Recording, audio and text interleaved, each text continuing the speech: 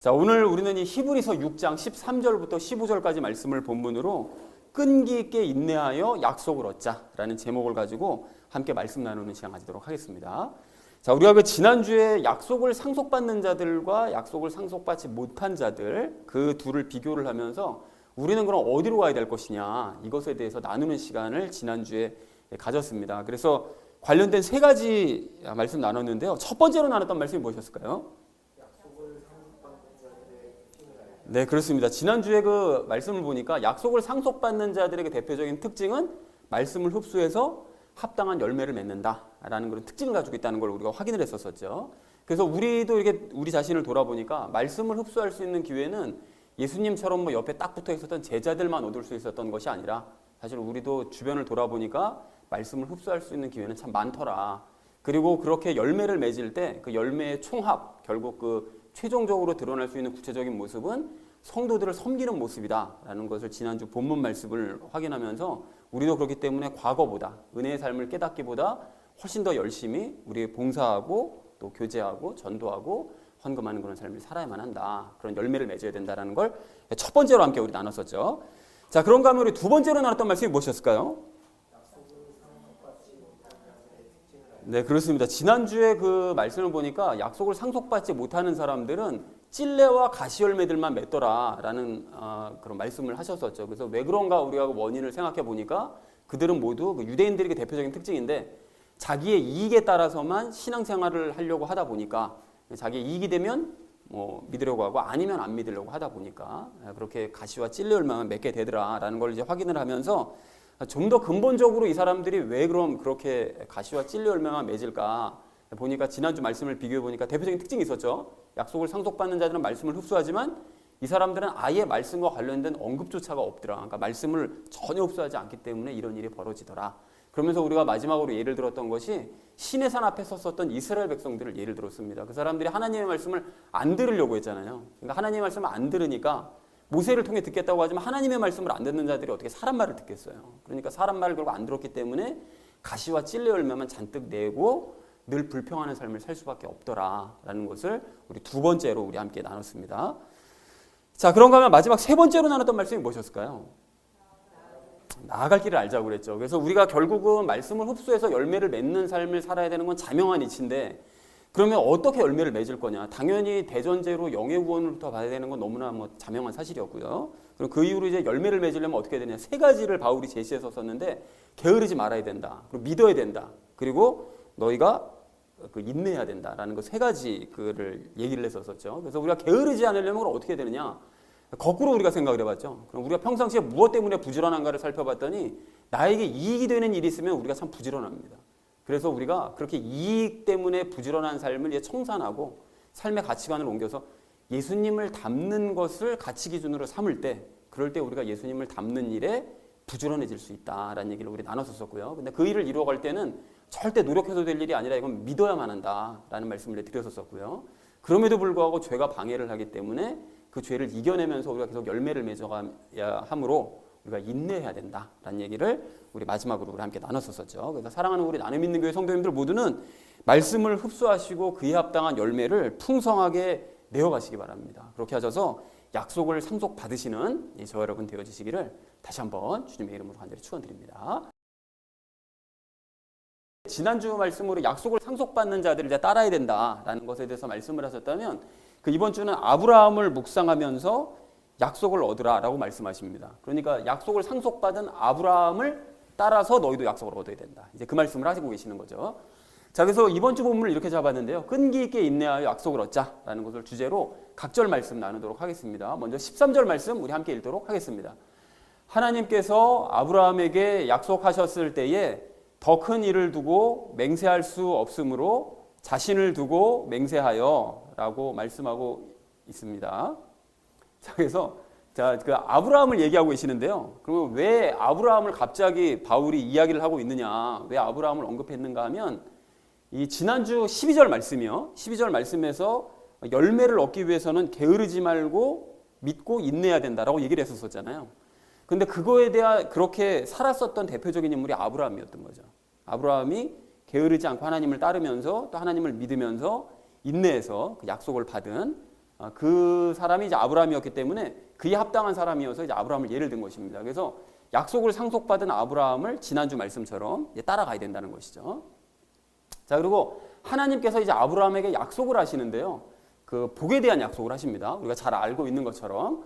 자, 그래서 이삭을 주시겠다는 그런 약속을 우리가 보통 하나님께서는 아브라함에게 이삭을 주셨지, 그 복을 주셨지, 또 뭐 물질의 복도 주셨지, 우리가 이런 것만 생각할 수 있는데 더 주목해야 될 약속이 있습니다. 이게 오늘 핵심이거든요. 그래서 이게 아브라함의 창세기에 나와 있는 그 뒷이야기, 그것을 우리가 오늘 알아보려고 하는데 적용 시간에 이 부분에 대해서는 자세하게 말씀 나누도록 하겠습니다. 자, 그래서 13절 말씀 이렇게 정리할 수 있겠는데요. 하나님께서는 아브라함에게 약속하셨을 때 하나님보다 더 큰 이가 없었기 때문에 당신 자신을 두고 복을 주겠다라고 약속을 하셨다라는 것이 13절의 의미가 되겠습니다. 자, 이어진 14절 말씀 우리 함께 읽도록 하겠습니다.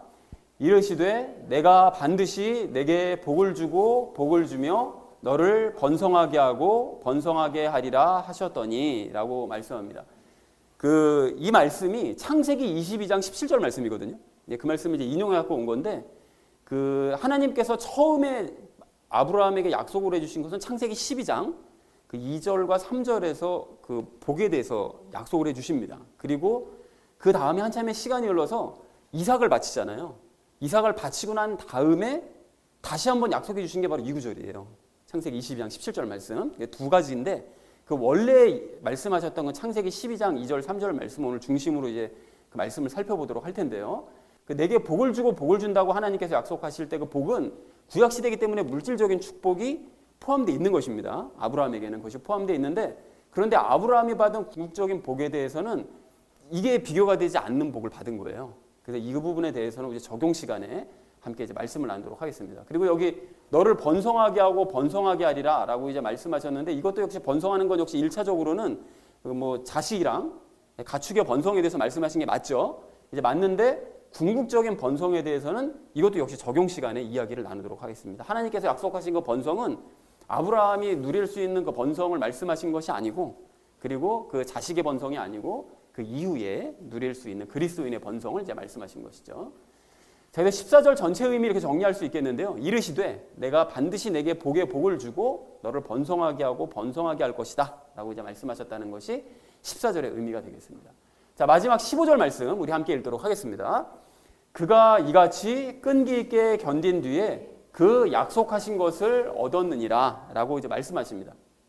여기 아브라함이 끈기 있게 견딘 뒤에 약속하신 것을 얻었다고 하면 우리가 보통 뭐를 아브라함이 끈기 있게 견뎌서 받았다고 생각을 하죠?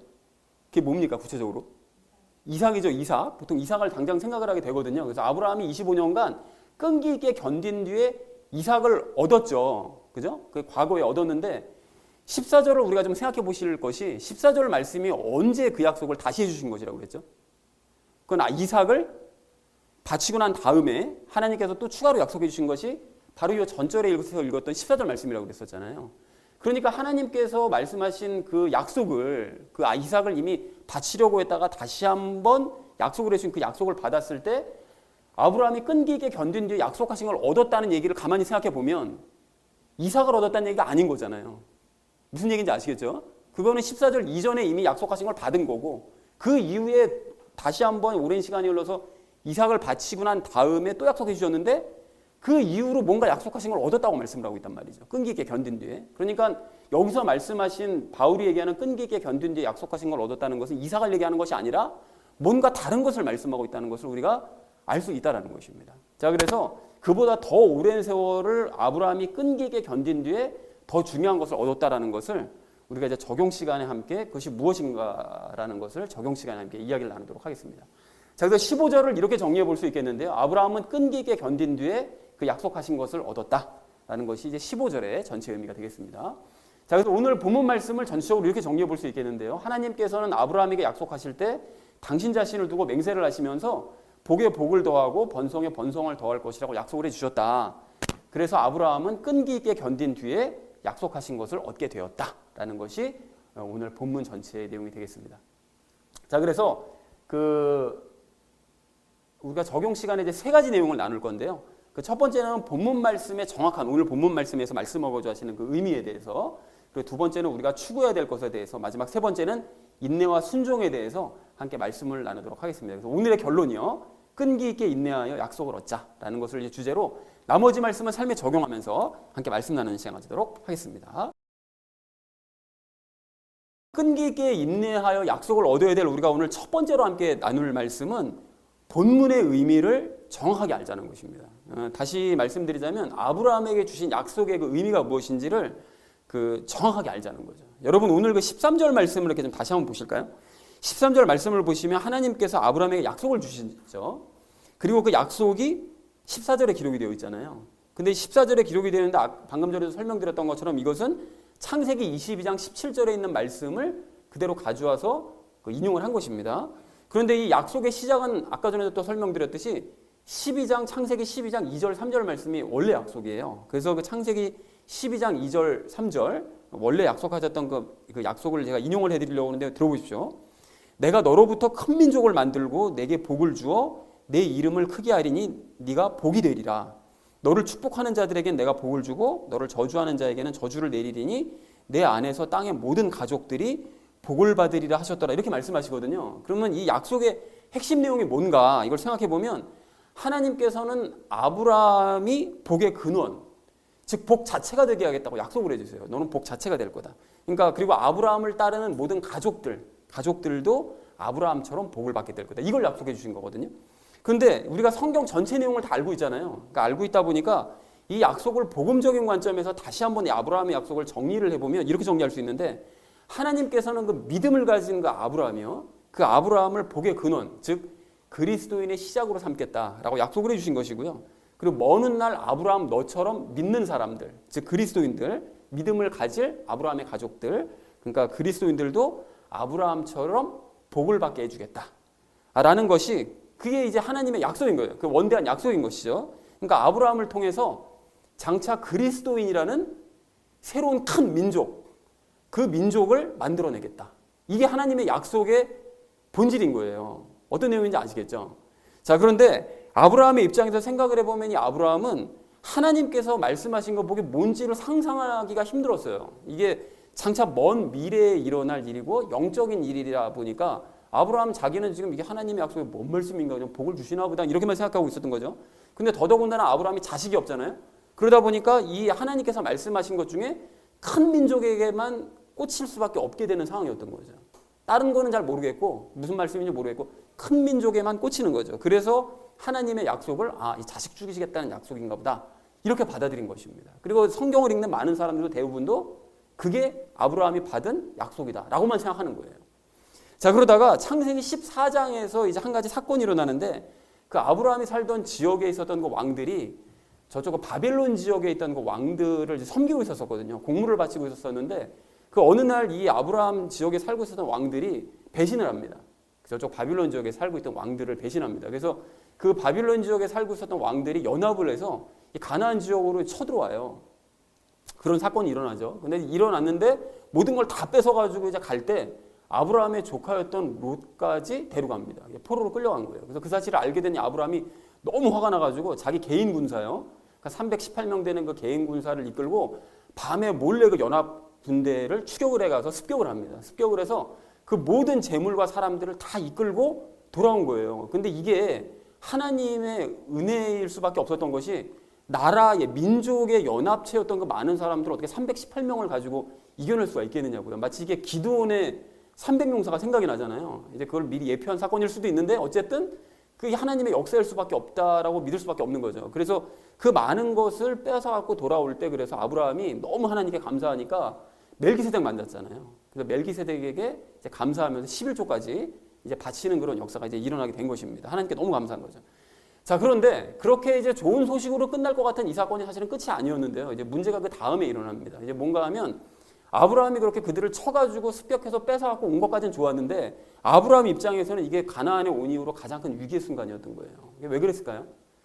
자기는 300명 정도, 연합문 정도의 그런 군사를 거느린 한 족장에 불과하지만 자기가 친 저쪽 사람들은 민족의 연합체란 말입니다.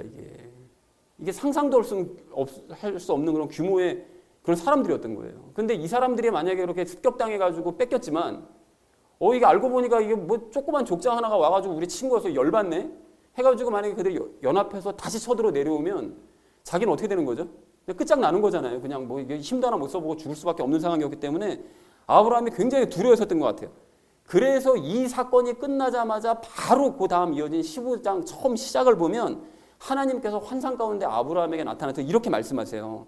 아브라함아, 두려워하지 말라. 나는 내 방패요 네가 받을 지극히 큰 보상이니라. 이 말씀을 하신다고요. 그러니까 이 말씀을 왜 하셨겠느냐고 갑자기 뜬금없이. 이유가 있는 거잖아요. 아브라함이 지금 그렇게 큰 연합체를 치고 난 다음에 두려워 떨고 있으니까 걱정하지 말아라. 너는 내가 막아준다. 내가 너의 방패가 되어주겠다. 그리고 너의 보상이 되어주겠다라고 하나님께서 나타나셔서 위로를 해주신 거죠. 그런데 이때 아브라함이 하나님께서 이렇게 말씀을 해주시는데 그 말씀이 이제 감사로 끝난 것이 아니라 은근슬쩍 하나님께 아들을 달라고 요구를 해요. 갑자기 뜬금없이.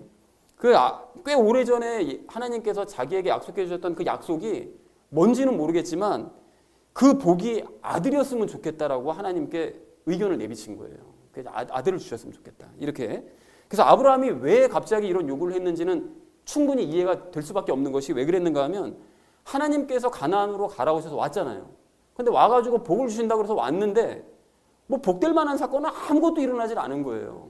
그런데다가 갑자기 뭐 연합체가 쳐들어와가지고 자기 조카 하나 뺏어가고 그래서 자기가 그냥 힘들어가지고 318명 훈련시킨 사람 데리고와서 그 목숨 걸고 와서 다시 뺏어오고 뭐 이런 일이나 일어나고 난 다음에 자기는 또 이제 목숨을 위협받는 그런 불안 가운데 두려움 가운데 살아야 되는 이런 일이 벌어지고 있다 보니 아브라함 입장에서는 뭐 하나님께서 약속하신 게 아무것도 이루어진 것 같지가 않은 거죠. 그러니까 내 자식이라도 남겨놔야 되지 않겠냐라는 그런 마음 때문에 하나님께 아들을 요구하더라는 거죠. 그러니까 아브라함 입장에 충분히 이해가 되는 그런 요구였던 거예요.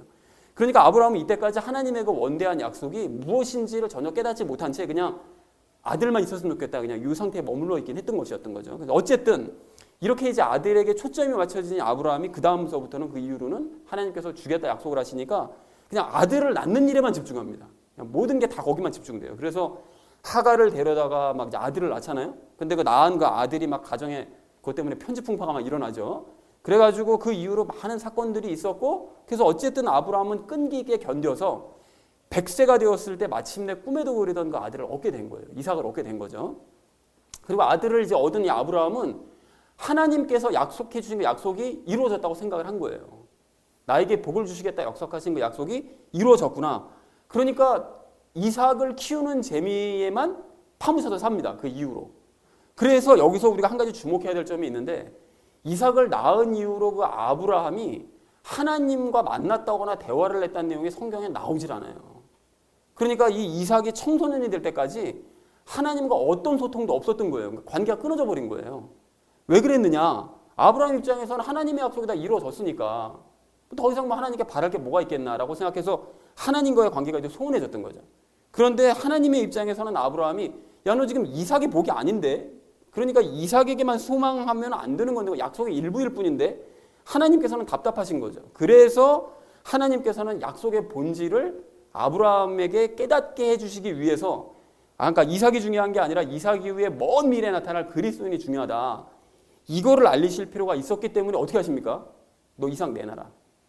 너 그게 복의 최후의 그게 목적이 아닌데 넌 그게 지금 최후의 지금 네가 얻은 약속이라고 생각하고 있으니 안 되겠다고 다시 내놔야 되겠다. 라고 말씀을 하신 거예요. 그리고 그 이후의 이야기는 잘 아시죠? 이삭이 죽진 않았어요. 그런데 아마도 이때 이 아브라함이 이삭이 이게 중요한 게 아니었나 보다. 하나님께서 이걸 달라고 하신 걸 보니 줬다가 빼주시려고 하시는 걸 보니 이삭이 중요한 게 아닌가 보다라는 거를 어렴풋이 깨달은 것 같아요. 그래서 하나님께서 아까 전에 14절이요. 그 창세기 22장 17절 말씀을 다시 말씀해 재언약을 하신 거죠. 복에 복을 주고 번성에 번성을 주겠다라고 얘기하신 것은 너가 받을 복은 이삭이 아니라고. 너가 받을 복은 따로 있다고. 너가 얻어야 될 번성은 따로 있는 거라고. 이거를 말씀해 주신 걸 아브라함이 어렴풋이 이해를 하고 있었던 것 같아요. 그리고 그 이후로 이제 아브라함이 한참의 이제 사건들이 있고 난 다음에 아내를 묻을 땅을 얻기 위해서 막벨라굴을 얻게 되죠. 그죠? 그래서 그 마물의 평야에 있는 그 막벨라굴을 이제 얻게 되는데 가나안 땅을 주시겠다고 말씀하신 하나님께서 아무것도 땅을 안 주시니까 지 돈 주고 땅 사는 거죠. 그래놓고 하나님의 약속이 이렇게 이루어지나 보다. 조그만 땅떼기 하나 사놓고서는 이렇게 가나안 땅을 나에게 주시겠다고 그랬으니까 이걸 주셨나 보다. 그냥 거긴 또 만족하는 거예요. 그러니까 이삭의 경우가 똑같은 거예요.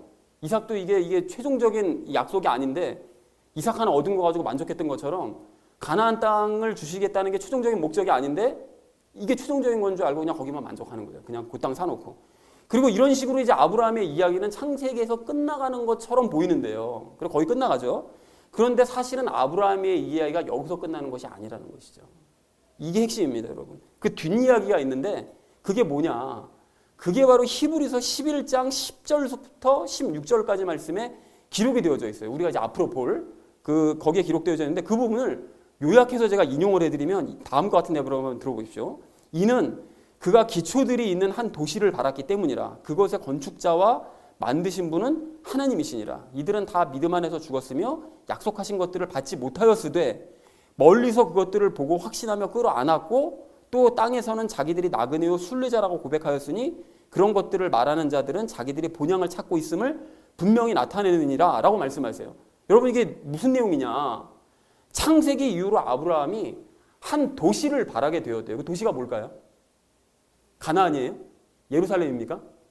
새 예루살렘이죠. 그걸 바라게 됐다는 거예요. 그리고 히브리서 11장 13절에서 이 아브라함이, 사라도 물론 포함되는데요. 아브라함이 하나님의 약속을 내가 아직 받지 못했구나를 깨달았대요. 이삭 받아놓고 가나안 땅도 좀 사놓고 그런데 내가 하나님의 진짜 약속을 받은 게 아직 아니었구나. 이걸 깨달았다는 거예요. 그러니까 아브라함이 이삭 낳고 가나안 땅 일부를 조금 돈 주고 샀을 때 하나님의 약속이 다 이루어진 거라고 자기는 생각하고 있었는데 한참의 시간이 흘러서 아브라함이 100세 때 이삭 낳고 난 다음에 175세까지 살잖아요. 더 많은 그 75년 기간 동안 그걸 살고 난 다음에 깨달은 것이 아브라함은 하나님의 약속이 나에게 이루어진 것이 아니고 나는 이 땅에서 아무것도 얻은 것이 없는 나그네였었구나. 이거를 깨달았다는 거예요. 그리고 자기가 창세기 12장에서 받은 진짜 하나님의 약속은 아직 못 받은 것이구나. 그러니까 이삭과 막벨라굴은 그 약속주의 극히 일부였구나 라는 것을 비로소 깨달았다는 것이죠. 그래서 이 아브라함이 한참 후에야 이루어질 바로 그 약속을 결국은 확신하고 끌어안았대요. 그리고 죽었대요. 그리고 본향, 즉 새 예루살렘을 꿈꾸면서 죽었다라고 말을 하더라는 것입니다. 그리고 그렇게 하나님의 약속의 진짜 의미, 자기가 정말 바라야 될 것은 먼 미래에 나타날 그리스도인들, 그리고 자기가 죽어서 앞으로 가게 될 새 예루살렘, 그게 나에게 주신 진짜 약속이구나. 이거를 믿은 거예요. 깨달은 거예요. 깨닫고 믿음으로 말미암아 하나님께서 그걸 이제 응답을 해주시는데 히브리서 11장 16절에서 이렇게 말씀하십니다. 그러므로 하나님께서도 그들의 하나님이라 불리는 것을 부끄러워하지 아니하시나니 그분께서 그들을 위하여 한 도시를 예비하셨느니라. 이렇게 말씀하세요. 굉장히 중요한 말씀을 하시는 게 무슨 뜻인가 하면 우리는 보통 아브라함을 하나님께서 12장 1절에서 선택하셨을 때 내가 택했으니까 가나안 땅으로 가라. 모든 걸 다 버리고 가나안 땅 가면 내가 너에게 복을 주겠다. 이렇게 말씀하셨을 때 아브라함은 이미 구원이 확신이 됐구나. 확인이 되었구나. 구원을 받은 것이로구나라고 보통들 생각을 하는데 아니었다는 거예요.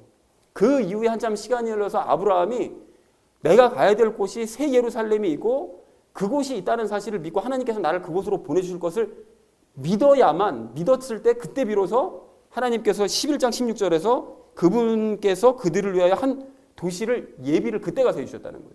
선택하셨을 때 구원받은 것이 아니라 믿고 나니까 구원을 받더라는 거예요. 아브라함도. 그 과정을 그대로 거쳤다는 거죠.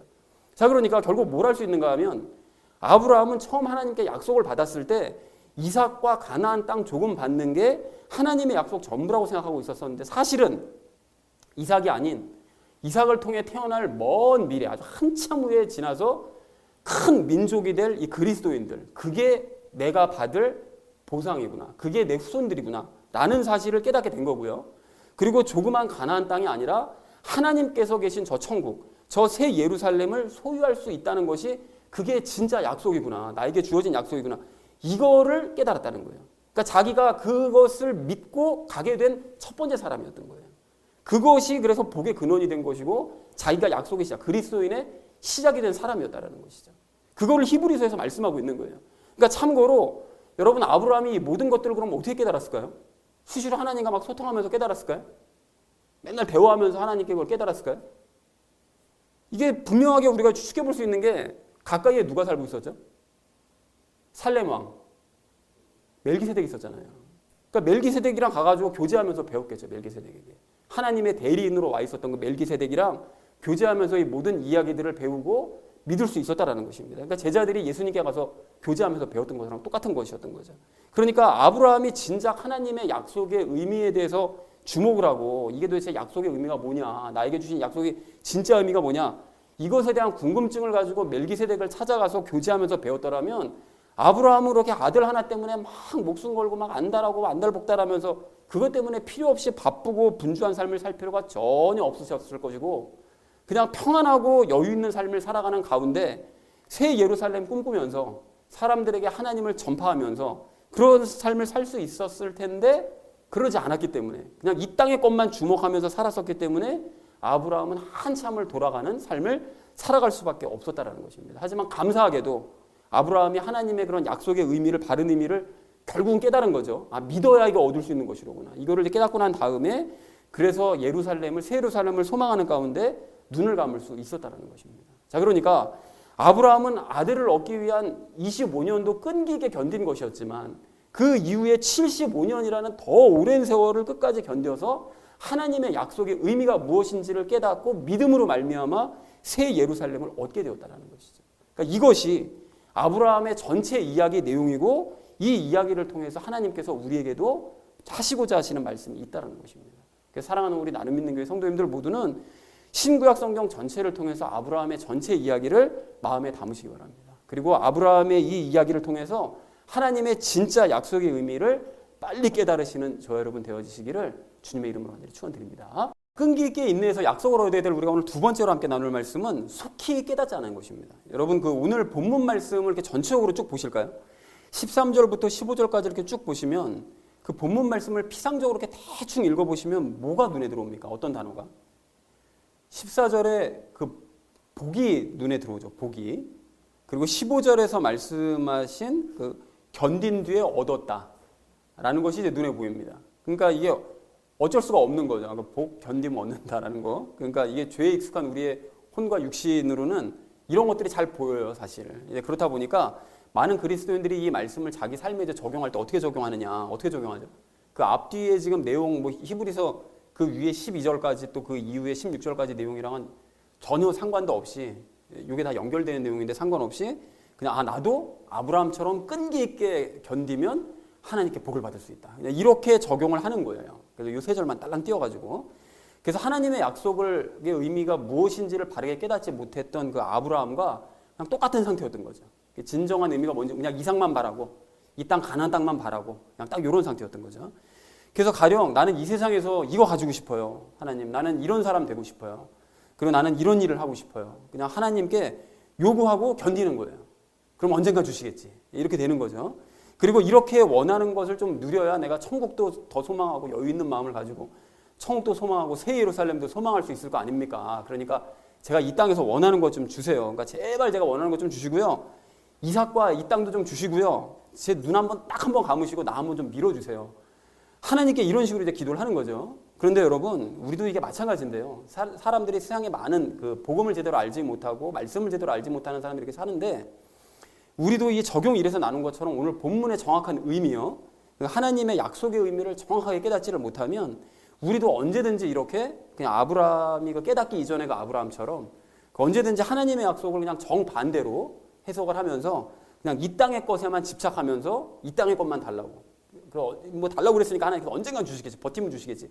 이런 식의 신앙생활을 할 수 있다는 것입니다. 근데 당연히 이런 생각과 태도는 이게 잘못된 것이고요.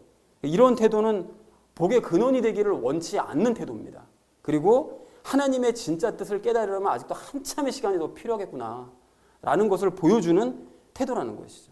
여러분, 우리가 아브라함의 숨은 이야기, 전체 이야기를 연결시켜서 깨달은 사람들이 맞다면, 그리고 복음의 핵심의 원리가 무엇인지를 깨달은 사람이 맞다면, 그리고 예수님을 진정으로 우리가 믿은 사람들이고 또 약속을 상속받은 사람들이고 말씀을 흡수하는 사람들이 맞다면 여러분 분명하게 선포하기 원합니다. 우리는 아브라함처럼, 아니 아브라함을 능가할 정도의 복의 근원이 된 사람들이에요. 왜 그렇습니까? 복의 근원 대신 예수님이 우리 안에 계시니까요. 그렇잖아요. 복의 근원 대신 예수님께서 우리 안에 계시면 가장 큰 선물, 가장 큰 복을 이미 받은 거예요. 더 다른 복을, 추가적인 복을 요구할 그런 의미가 없다는 거죠. 가장 큰 복을 받았으니까 이미. 그래서 생각해보면 우리가 아브라함보다 믿음이 더 크냐? 그렇지 않아요. 여러분 나이가 100세가 됐는데 너한테 자식 줄게 그러는 거 믿어집니까? 안 믿어지잖아요. 솔직한 얘기로.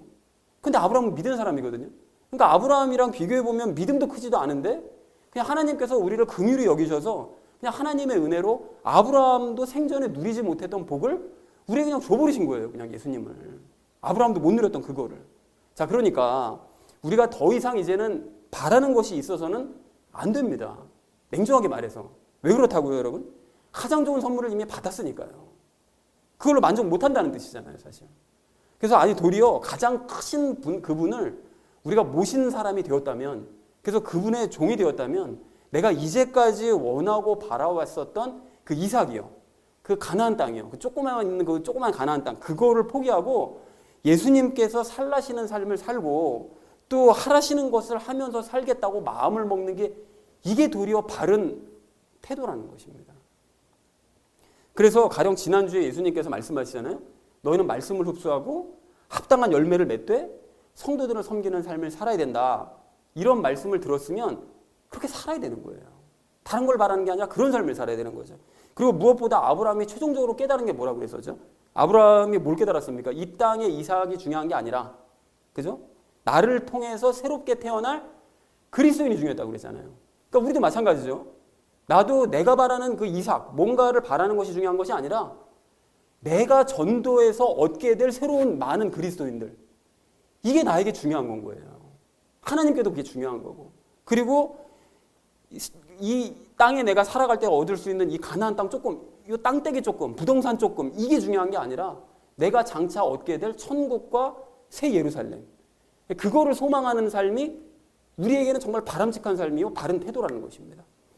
자, 그래서 이 예수님과 교제하고 우리가 예수님께 배우면서요, 그러니까 예수님 닮아가는 거죠. 그래서 예수님을 전하는 삶을 살아가되 새 예루살렘을 소망하는 삶을 살아내야 된다는 것입니다. 그래서 가만히 생각해 보시면 여러분, 이 히브리서를 쓰고 있는 바울도 딱 그런 삶을 살았던 거예요.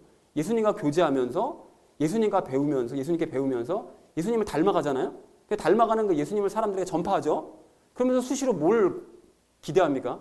새 예루살렘에 들어가 살 거를 바울이 막 기대하며 살잖아요. 그러니까 바울도 딱 아브라함이 깨달았던 바로 그 삶을 그대로 살았던 거예요.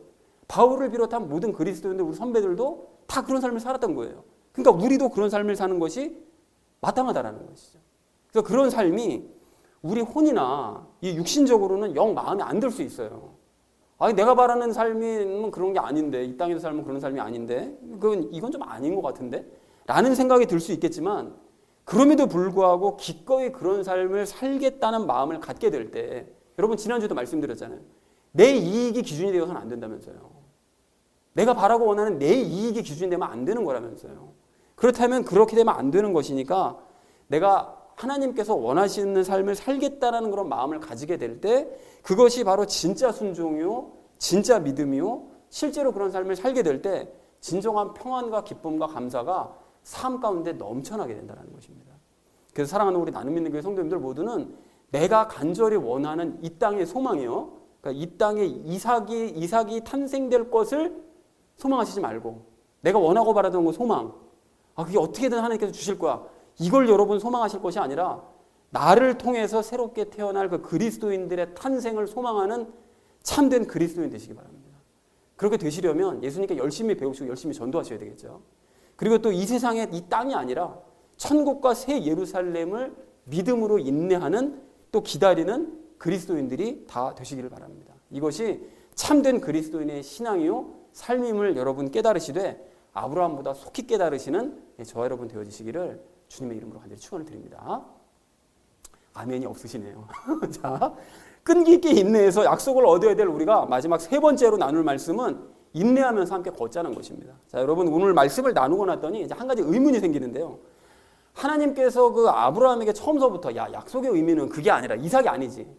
내가 얘기한 거는 이 땅떼기 여기 가나안 땅 조금이 그게 아니지. 너가 지금 얻어야 될 거는 그 복은 그거과는 비교할 수 없는 거야라는 걸 자세하게 만약에 말씀을 해주셨더라면 아브라함이 그렇게 뭐 아들 얻기 위해서 막 고민하고 막 헤매고 막 노력하고 막 이런 거 안 해도 될 거고, 그리고 이삭만 바라보는 그런 죄를 저지르지도 않았었을 것이고, 그래서 이삭을 그 번제물로 바치는 험악한 일을 하지 않아서도 됐을 텐데 그 하나님께서는 왜 도대체 그럼 정확하게 처음부터 아브라함에게 얘기를 안 해주셨냐? 라는 의문이 들 수 있다는 거예요. 여러분, 두 가지 이유가 있는데요. 첫 번째는 아브라함이 아들에 대한 집착의 마음이 있는 걸 하나님께서 알고 계셨거든요. 그게 있다는 걸 알아요. 그 거의 75세가 될 때까지 아들이 없었으니까. 그걸 뻔히 아시는데, 야, 너 그런 마음 갖지 마. 그거 너한테 안 줄 거야. 만약에 이런 식으로 억지로 막아버리시면 아브라함이 더 집착할 걸 아시니까 그러셨던 것이었고요. 하지 말라 그러면 사람이 더 하게 되잖아요. 그 심리라는 게.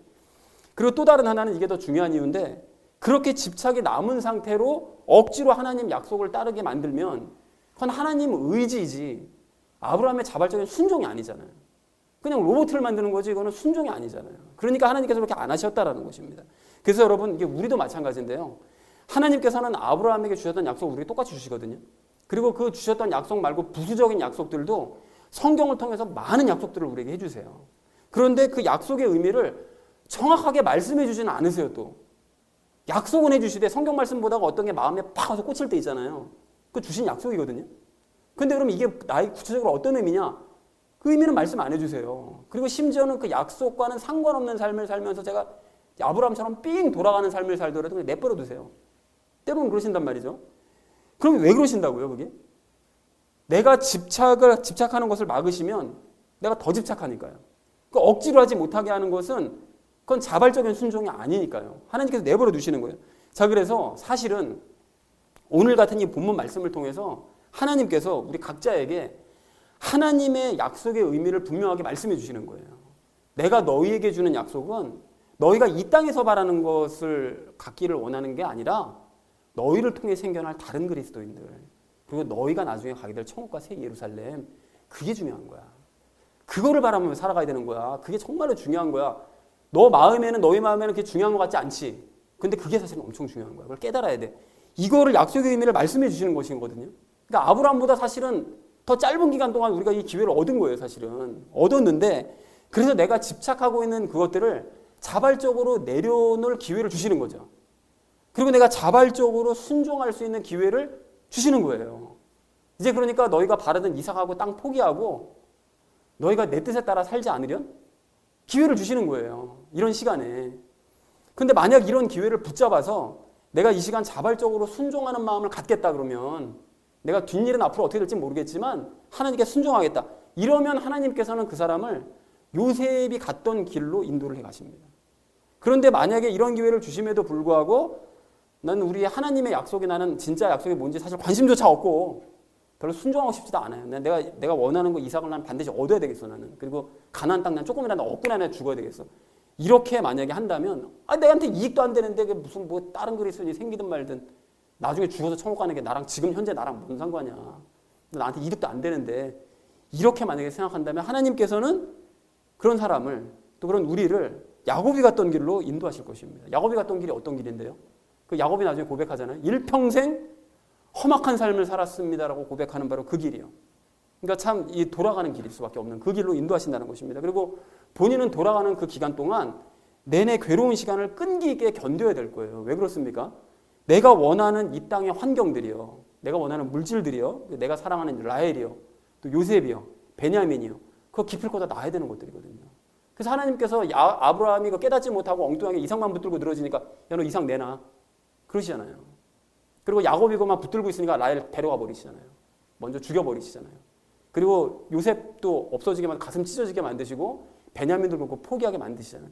결국은 다 내려놔야 된다는 것입니다. 그러니까 돌아가는 동안에는 하나님의 보호하심 아래 있을 수는 있겠으나 결국은 광야의 이스라엘 백성들처럼 평안과 기쁨은 없이 이거 내가 언제쯤 놔야 되나, 언제쯤 놓치게 되려나, 하나님 언제 가져가시려나, 늘 불안하고 걱정하고 염려하면서 사는 삶을 살 수밖에 없다라는 것이죠.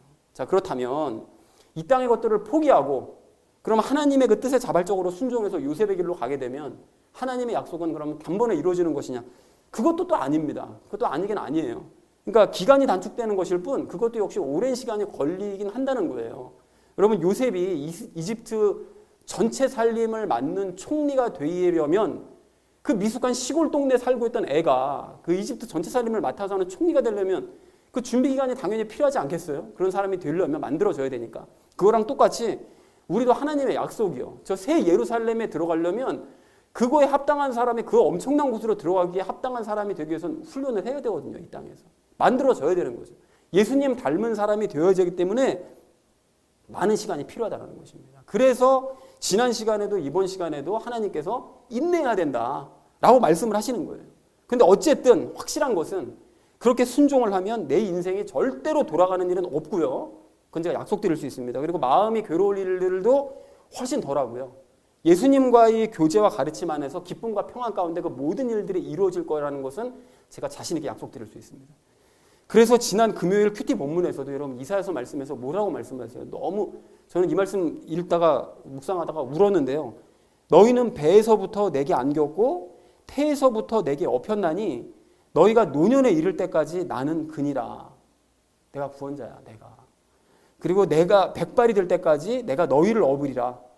내가 만들었은즉 내가 안을 것이요 내가 너희를 업고 건져내리라. 아멘 아닙니까 여러분? 늙어 죽을 때까지 내가 너를 업고 내가 너를 반드시 건져낼 거야. 하나님의 의지가 막 보이잖아요. 하나님께서 아브라함을 이렇게 노년이 될 때까지 업고 가신 거예요. 노년이 될 때까지. 그렇게 다니시면서 결국은 건져내시더라는 거예요. 그리고 이것을 믿는 이 말씀을 믿는 우리에게도 하나님께서는 똑같은 이런 일을 우리에게도 해주신다는 것입니다. 그리고 또 한 가지요. 아브라함이 하나님의 약속을 그렇게 의미를 바르게 깨닫고 난 다음에 그것만 소망하는 가운데 죽으니까 하나님께서 처음에 그 아브라함이 집착했었던 그 큰 민족이요.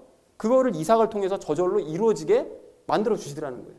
마찬가지라는 거죠. 우리가 하나님의 약속의 의미가 무엇인지를 바르게 깨닫고 그래서 그것만 소망하면서 우리가 살다가 죽으면 우리가 그렇게 얻으려고 집착했던 것들은 우리 때에 이루어지지 않으면 다음 세대에서라도 저절로 이루어지게 만들어 주실 거라는 것입니다. 이것이 얼마나 큰 기쁨이고 복인지를 우리 모두가 깨닫고 돌이키는 이 시간 되기를 간절한 마음으로 소망합니다.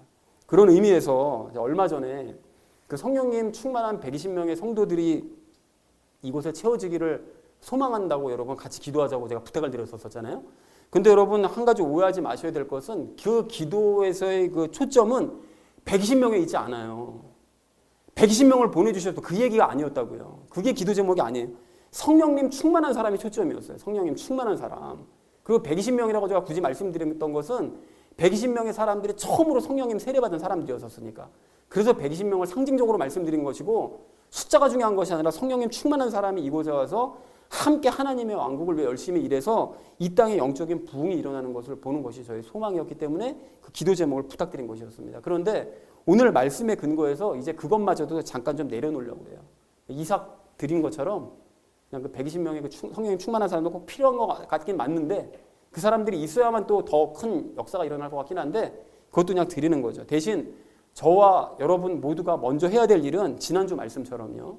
게으르지 말고 믿으면서 인내하면서 성도들을 섬기는 일, 그 열매 맺는 일에 열심을 내야 될 줄로 믿습니다. 여러분. 그리고 나 자신이 복의 근원이 되었다는 사실을 인식을 하시면서 예수님께 배우고 교제하는요. 아브라함이 멜기세덱에 그랬을 것으로 우리가 충분히 상상할 수 있는 것처럼 예수님께 배우고 교제하면서 예수님 닮아가면서 닮아가는 삶의 모습을 보여주는요. 그리고 주변 사람들에게 이러한 삶을 가르치고 전파함으로써 새롭게 태어날 그 큰 민족들이요. 그 그리스도인들. 그거를 우리가 소망하는 우리가 되어야 될 줄로 믿는다라는 것이죠. 그리고 그런 와중에 천국과 새 예루살렘을 간절하게 소망하면서 살아가는 그런 모습을 주변 사람들에게 보여줄 때 너는 뭐가 그렇게 맨날 좋으냐? 나는 새 예루살렘만 생각하면 아주 기쁨이 넘쳐. 난 저국 갈 것만 생각하면 자다가도 웃음이 나. 이런 삶의 모습을 우리가 보여주는 것이 우리가 해야 될 일이라는 것입니다. 그것이 아브라함의 깨달음이라는 거예요. 그런데 이러한 삶을 사는 것이 쉽게만 이루어지지는 않을 거예요. 그러니까 우리가 인내가 필요한 거예요. 우리에게. 현실 삶이라는 게 있다 보니까 자꾸 현실의 그 어려움이랑 부딪히다 보니까 그런 것만 소망하다 보면 자꾸 이게 부딪히다 보니까 힘들고 어려운 일이 닥쳐온다는 거죠. 그런데 그렇게 인내하다가 살다 보면 예수님께서 필요하다고 판단되실 때 120명의 성령님 충만한 사람들을 보내주실 것이고 때가 아니다 싶으면 우리 세대가 아니면 다음 세대에서라도 그런 일들은 이루어 주시겠죠. 그러니까 우리가 이 땅의 이삭과 가나안에만 소망을 둘 것이 아니라 하나님의 약속만을 바라보며 살자라는 것입니다. 하지만 이렇게 살다 보면 큰 변화는 없을 거예요. 그리고 뭐 다소 지겹게 느껴질 수도 있을 거예요. 어쩌면 이 성도들이 그냥 그대로 우리 교회 문 닫을 때까지 그냥 있을 수도 있어요. 그러면 때로는 이게 뭐 지겹게 느껴질 수도 있겠죠. 그런데 여러분 그럼에도 불구하고 나는 이 길을 가겠다. 그 길을 가겠다. 당신과 함께 그 길 가겠소. 라고 생각하시는 분들이 계신다면 끝까지 함께 걷기 원합니다. 이 길이 우리 조상 아브라함이 걸었던 길이요, 구원으로 인도하는 좁은 문이라는 것만은 제가 틀림없이 장담드릴 수 있습니다. 그리고 아브라함의 후손이라면 아브라함이 최종적으로 깨달은 길로 걸어가는 것이 마땅한 모습인 줄로 믿습니다. 사랑하는 우리 나눔 믿는 교회 성도님들 모두는 하나님의 약속의 의미를 바르게 깨달으셨다면 용기를 내어서 순종하시기 바랍니다. 그렇게 하셔서 하나님의 등에 업혀서 새 예루살렘을 향해 나아가며 기쁨과 평안 가운데 살아가시는 저와 여러분 되어주시기를 주님의 이름으로 간절히 축원을 드립니다. 끈기 있게 인내하여 약속을 얻자라는 것을 주제로 말씀 나눴는데, 첫 번째로 나눴던 말씀이 본문의 의미를 정확하게 알자고 말씀을 드렸었죠. 하나님께서 아브라함에게 주신 궁극적인 약속은 이삭이 아니라 누구라고 그랬죠? 장차 태어날 그리스도인들, 그리고 이 땅이 아닌 뭐라고요? 저 새 예루살렘, 그것이 하나님께서 주신 궁극적인 약속이었습니다. 이거를 아브라함도 믿었었어야 되는 거예요. 너가 저절로 가게 될 거야. 이게 아닙니다. 아브라함도 그냥 택함 받았으니까 저절로 가게 될 거야. 이건 예정론이고, 택함 받았으니까 무조건 가게 될 거야. 이게 아니라 아브라함도 이거를 듣고 믿은 거예요. 믿었기 때문에 갈 수 있었던 것이라는 거죠. 자, 그래서 하나님의 약속의 의미를 알지 못했던 아브라함은 누구에게 집착했죠? 처음에? 이삭, 아들에게만 집착하고 있었었죠. 그래서 하나님과의 뭐도 끊어집니까? 관계도 끊어져 버리죠. 관계까지. 그래서 이삭이 청소년이 될 때까지도 하나님과 소통이 없었습니다. 자, 그래서 아브라함은 많은 시간을 결국 돌고 돌아서 하나님의 약속의 의미를 바르게 깨달았죠. 그래서 결국 무엇을 소망하면서 아까 죽었다고 말씀하시죠? 새 예루살렘을 소망하면서 결국 죽게 되었다. 그것이 내가 얻을 진짜 약속이구나. 이거를 깨닫고 믿고 죽었다. 그래서 결국 그것을 얻게 되었다. 약속을 얻게 되었다라고 이제 말씀하겠습니다. 그래서 두 번째로 우리 나눴던 말씀이 속히 깨닫자고 그랬죠. 그래서 많은 사람들이 본문 말씀을 읽으면서 끈질기게 견디면 이 세상에 무엇을 받을 수 있을 것이라고 기대하죠? 이 세상에 복을 받을 수 있을 것이라고 기대를 합니다. 나도 아브라함처럼 견디면, 아브라함의 후손이라고 그랬으니까 나도 아브라함처럼 견디면 나도 주시겠지. 이렇게만 생각하고 사는 거죠. 단순하게. 그런데 이러한 태도는 하나님의 이것을 바르게 깨닫지 못했다는 결정적인 증거인 거죠. 뭐죠? 하나님의 약속을 깨닫지 못했구나, 이 사람은 아직까지. 라는 것을 우리가 알 수 있는 것이죠. 그래서 그리스도인은 더 이상 클 수 없는 선물이 누구를 받았죠? 예수님을 받은 거죠. 그리고 무엇의 근원이 되었습니까? 복의 근원이 된 거예요. 우리가 복인 거예요. 다른 어떤 복을 얻어야 되는 것이 아니라 우리가 도리어 복을 나눠줘야 되는 사람입니다. 우리가. 자, 그렇다면 내가 원하는 삶이 아닌 누구께서 원하시는 삶을 살아야 된다. 예수님께서 원하시는 삶, 살라고 하시는 삶, 너는 이렇게 살아야 돼 라고 말씀하시는 그 삶을 살아야 되는 거죠. 즉 이삭이 아닌 나를 통해 새롭게 태어날 누구를요? 나를 통해 새롭게 태어날 그리스도인을, 그러니까 내가 열심히 전도해서 새롭게 생겨날 그리스도인들, 그게 내 보상이에요. 그게 내가 얻을 복입니다. 그래야 나중에 더 큰 칭찬도 얻게 되는 것이죠. 그리고 이 땅이 아닌 어떤 것을 기대해야 된다고요? 새 예루살렘을 기대해야 되는 거죠. 이 땅의 것들이 아닙니다. 그 생명과 새 예루살렘, 그것이 우리가 얻을 복이라는 거죠. 그걸 기대하며 살아야 되는 거예요. 그리고 예수님을 닮기 위해서 우리가 부지런히 지난주에 얘기했었죠.